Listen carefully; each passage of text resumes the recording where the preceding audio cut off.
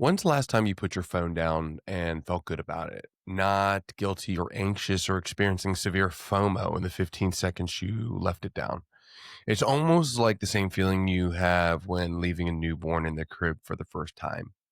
But phones are tools, phones are technology, and now they're inseparable from our being. And the issue is that people creating the software on this device that you carry around 24/7 has optimized it to create a sense of depravity, a sense of void that when it's not being used. They monetize your time because that was all they could and spent billions doing it. Throw in the accelerant LLMs, and we are absolutely cooked. Marketing copy will tell you that it makes us smarter, productive, more convenient, enhances art, boosts connection, but this song is dance as usual. The marketing copy is all the same. The AI in your apps wasn't trained to make you better. It was trained to serve the stakeholders. It was trained to provide a monetizable asset. They were provided by those people who started as a nonprofit and exchanged that moniker to become the fastest growing startup in the world. Engagement, retention, conversion, reducing churn, pay until you die. These are things that still exist with the invention of even LLMs. Good for users and good for stakeholders are not the same thing. They never were. In this pod, we will explore technology through four primary lenses: neuroscience, how your brain actually works and what's happening behind the scenes; psychology and anthropology, why you do what you do and how it likely was passed on from your ancestors; free markets, because incentives shape everything, and the right structures can reward contribution, spread the wealth instead of extraction and exploitation; and rights and ethics, your morality, your attention, your data, your cognition, how likely it belongs to you. We talk about morality and product design, autonomy in digital spaces, the difference between persuasion and manipulation, what AI can be doing versus what it's being deployed to do.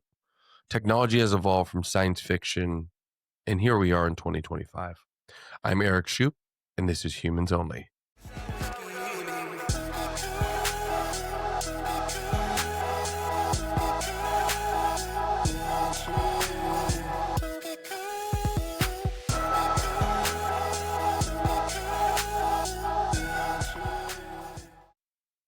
I did things in an opposite track. I went soft skills too hard. Wanted to be an architect when I was in grade school, a graphic designer in high school, a screenplay writer in college, graduated from Longwood University. Yes, that's a real school, with an English degree with a creative writing track. I took a break living in DC, living in the Outer Banks, did some fun jobs, managed a small ice cream shop in the Outer Banks, serving tables, ran packages for UPS, did some blue collar labor, but then eventually got back into DC right after college. Got wrapped up into writing proposals for IT services contracts, then moved to kind of more technical writing, then the management of technical teams. I drank agile Kool-Aid, got indoctrinated, got a master's in technology management at George Mason. Yes, that's a real school as well. I mean, the joke's not as funny there. Started learning on open source frameworks or coursework similar to, EDX or Coursera, Cornell coursework, MIT courses, whatever I could get my hands on. Self-funded a lot of my own tech conferences, learned through failing to startups that were based off ideas. Again, these are like COVID. They got to about MVP and small market penetration. Read a lot of O'Reilly books into the midsummer of my career, which I am now. After those two startups got running, I've continually run a federal consulting business, and that's really spanned kind of the IT work, again, in services, but it was my own LLC. Got to a pretty good point pre-Doge. Had a couple employees. I worked with NIH, the Veterans Affairs, and DHS for about 6-7 years consistently. Did product school, did design school, Nielsen Norman. I'm probably one of approximately 2,000 people globally that carries a Nielsen Norman Group master certificate. So that's UX management, user interaction, and user research. Now kind of an AI product manager for a contracting lifecycle management tool called ArcSuite AI that is currently getting a FedRAMP For people who don't know what FedRAMP is, that's a federal designation of security for applications that allows you to do business with the government and sell your product to the government, the US government, that is. And I've been doing a lot of hobby work for the Thoughtful App Company. So, what a fever dream it's all been. What a fever dream since LLMs have come onto the market as well. It's been a fun ride. And with the technology coming back to communication and language, it's ironic. I probably pissed off my English professor when posting to Facebook a while ago saying, English was like a mistake, and I'm now eating my own words. So thank you, Mary. I'm based in DC metro area in Northern Virginia. Just a fun fact, I play for a local club team, D1 men's club team in Washington. So shout out to Washington Rugby. And one of the projects I did using LLMs and code agents was getting Washington Rugby back on the map. Well, we had some issues with a provider. I basically deprecated the URI capability, so we couldn't use custom domain. We also had, not paid webmaster that really didn't do anything, just held the domain, but we had not paid them for a couple years. So as treasurer of the club and kind of the webmaster, we kind of had to rebuild, and we didn't want to lose SEO. It's good now to report that, we're actually at the top of the SEO, and that was all done just with some, elbow grease, some interviews, and some thoughtful prompting and building on my part. So, with this, I kind of started building app and getting ideas around, what could be useful for humans. And through that, I created this concept of Thoughtful App Company, where every concept starts with a real problem that humans face at a macro level and ends with a solution that respects, our users' time, attention, and, autonomy. Thoughtful App Company, if I were to make a pitch for this elevator pitch, I would say we are like an A24 for app companies. We're moonlighting as an open contribution venture studio. We're building applications to benefit humans and humans' nature.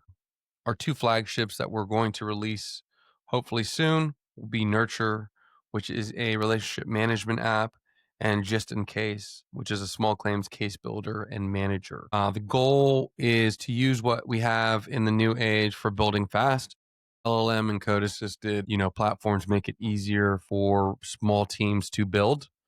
A lot of the larger companies are going to try to take advantage of this in some way and maybe create more stickiness or, have people have marketplaces. I'm under the facet that, maybe creating more opinionated, lower interaction devices and applications is actually more beneficial. So, building faster and better, but avoiding the traps of like just vertical building. So what I mean by that is, there's a point in every application lifecycle where the performance and the features are good enough. And I think companies, especially for-profit companies, are going to build to concept and mission, are never going to build to concept and mission completion, but they're going to build to capture more market. And, I want to provide good apps, but just build to concept mission and move on to the next thing, which is actually fun for, being a little bit ADD.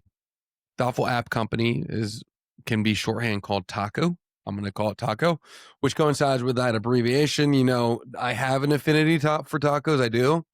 I don't know, on some level, will it be a cult logo that I'm backing myself into this abbreviation? I kind of hate it, but come back to me in 5 years. Might not as much. 20% chance the logo could be a taco, but even though it's not food. But why taco? I think building the market makes sense, right? Building into different markets makes sense. Focusing on design, focusing on what the product actually means to the user.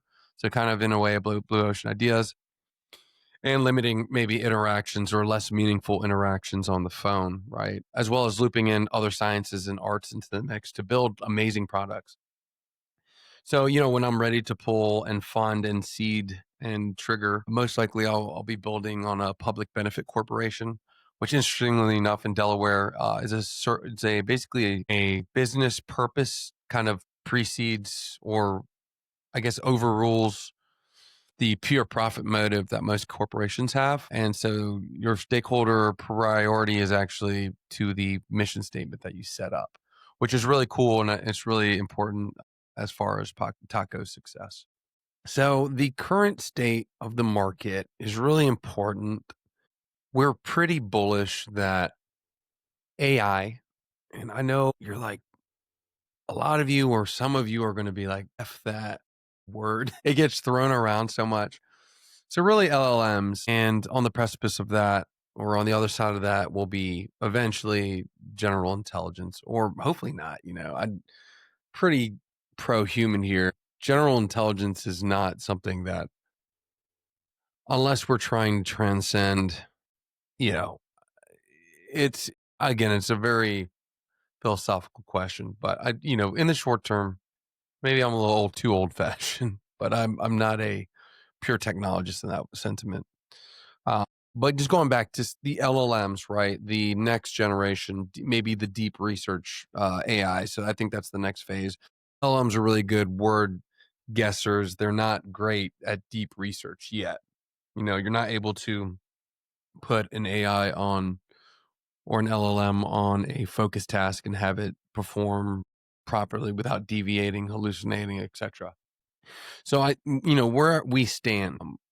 If you are familiar with the Gartner Hype Cycle, or the Gartner cycle, it's basically a graph that shows there's a dip and then there's a huge spike, kind of where the bubble pops, and then there's a huge dip back, but then it comes up, and then we have a gradual, like, n+1, or a regular looking bar chart, versus something that looks like it's going to pop, right? So in that sense, that the LLM, or the general AI that's being worked on now, is going to get better. Maybe, again, like, there are a lot of different takes on this, but mine is, we're on the precipice of deflation. And what we really need to focus on is, in the next few phases, or when we, actually start building things, of tantrum out and kind of distribute that black swan event to other players in the field. What we're building towards is it apocalypse, or is it like a paradise? There's two tracks of thought.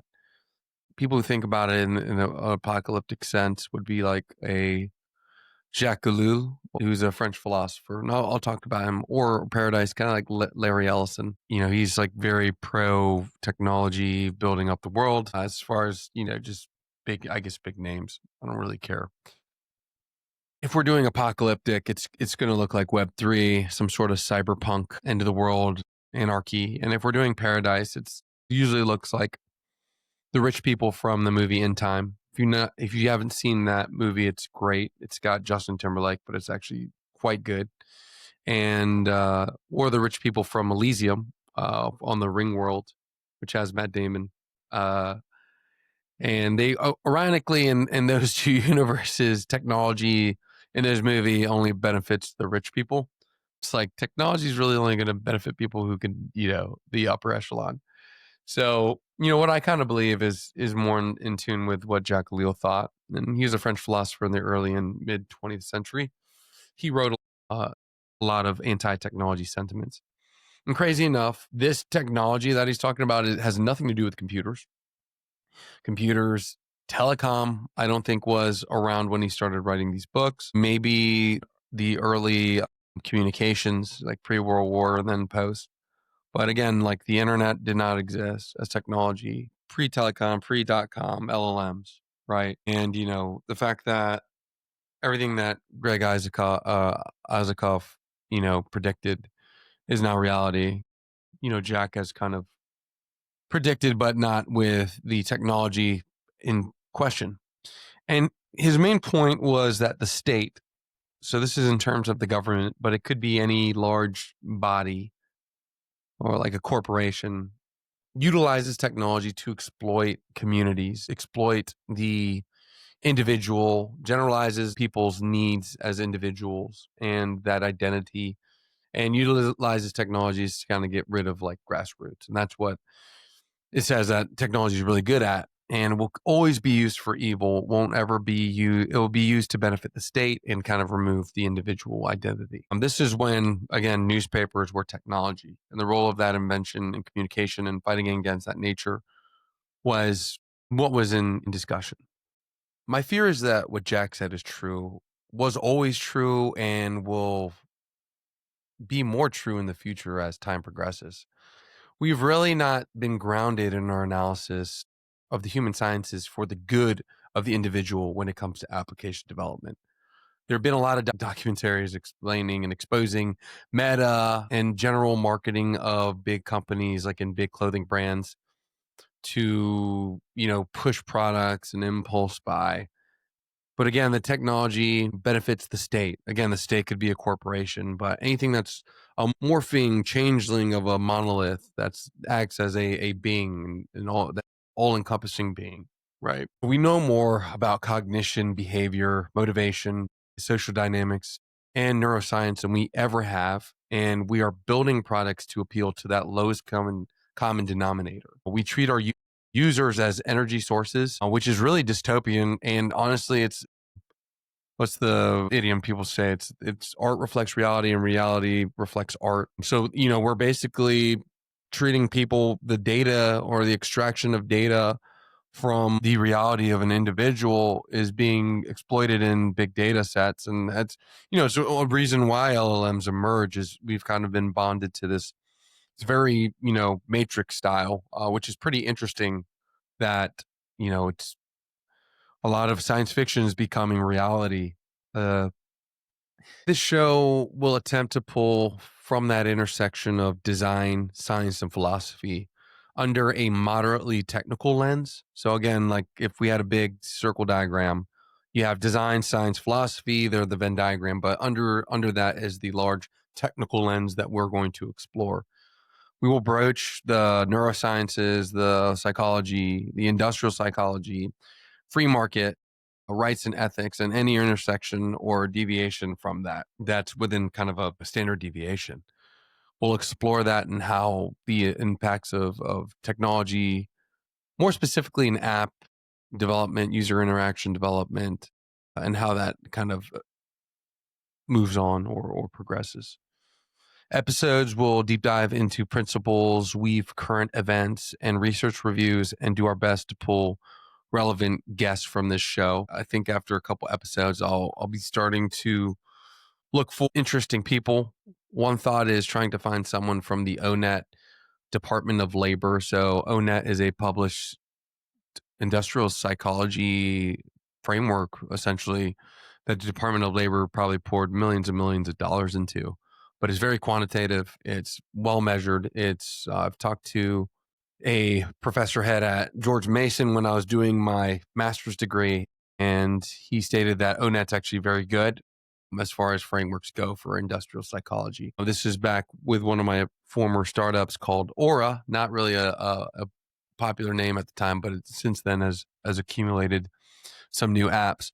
But Aura basically was a way to use kind of the Tinder swipe for jobs, and then also match people based on like culture fit, job fit, and it would, you'd take different tests and it would kind of match you. So ONET's already done this to a degree. And so I'd love to interview them. Just an interesting, tab to put and come back to. This pod will provide opinionated, evidence-based discussions that push the human first principles.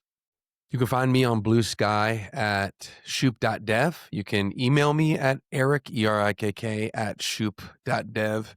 And you can find me on LinkedIn. That's my least favorite probably, but those are the three things I will check. Stay tuned for the next episode, which will go over the introduction to what I call the human-only app development principles, a primer for developing less harmful products for users, and exploring, what we're going to do at Taco and how you can potentially use it in your app development or, product development.